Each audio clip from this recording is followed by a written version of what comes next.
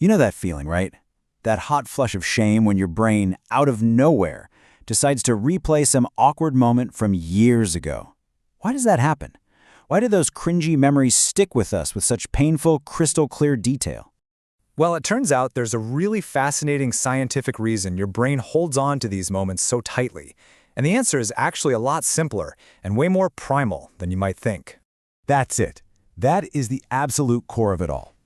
To your brain, that embarrassing thing you said at that party isn't just an awkward memory. Nope, it's a full-on danger signal. And to really get why, we need to take a look at our brain's ancient programming. See, our brains come equipped with this super-sensitive social alarm system, one that's been fine-tuned over literally thousands and thousands of years of human evolution. For our early human ancestors, fitting in wasn't just about being popular, it was about pure survival. I mean, getting rejected or kicked out of the group meant no protection, no food, and, well, a pretty low chance of making it. So your brain is hardwired to see anything that threatens your social standing as a direct threat to your actual well-being. So when you make a social mistake, like calling your boss mom by accident, your brain instantly perceives a social threat. This immediately fires up a part of your brain called the amygdala. You can pretty much think of the amygdala as your brain's little danger detector, or its emergency alarm system. It's the part that handles fear and really intense emotion. And here's where it gets really interesting. The amygdala essentially shouts, "Hey, this is important. Pay attention and save this memory, right now." The stronger the emotion tied to an event, the stronger and more vivid that memory becomes. And that's why you can instantly remember that awkward comment from 5 years ago, but have absolutely no idea what you had for lunch last Tuesday.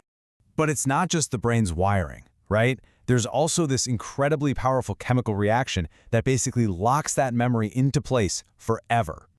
The second you feel embarrassed, bam, your body is just flooded with stress hormones like cortisol and adrenaline. This is all part of that classic fight-or-flight response.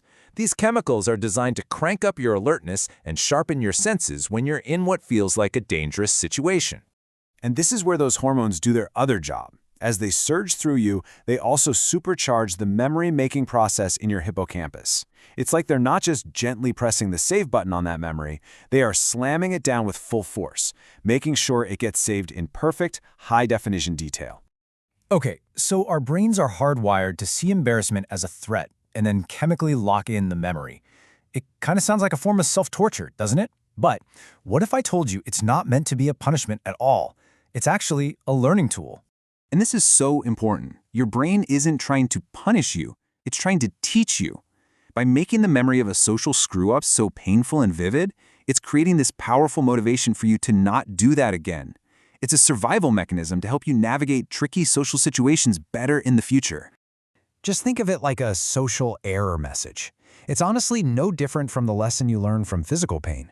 You touch a hot stove once, the pain is intense, and your brain creates a super strong memory to make sure you never ever do it again. Embarrassment is just the social version of getting burned.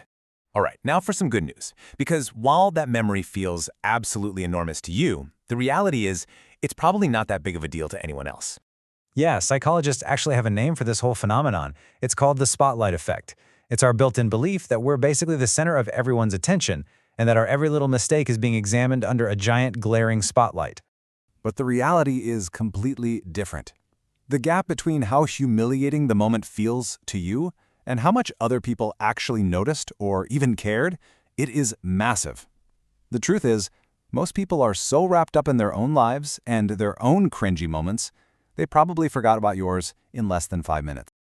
Okay, so let's bring this all together. Why do those embarrassing memories feel so much stronger than the happy ones? It all comes back to one thing: survival.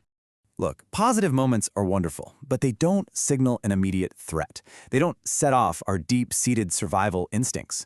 Negative social moments, on the other hand, oh yeah, they ring that ancient alarm bell loud and clear.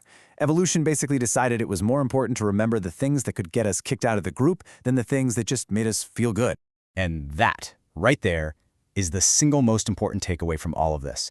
These memories are not a sign that you're weak or a failure. They are solid evidence of a highly effective, deeply protective brain that's working exactly the way it's supposed to, helping you survive and thrive in a really complex social world.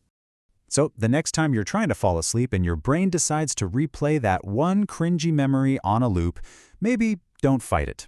Instead, you could just give a little nod to that ancient protective brain of yours. It's not trying to hurt you, it's just doing its job.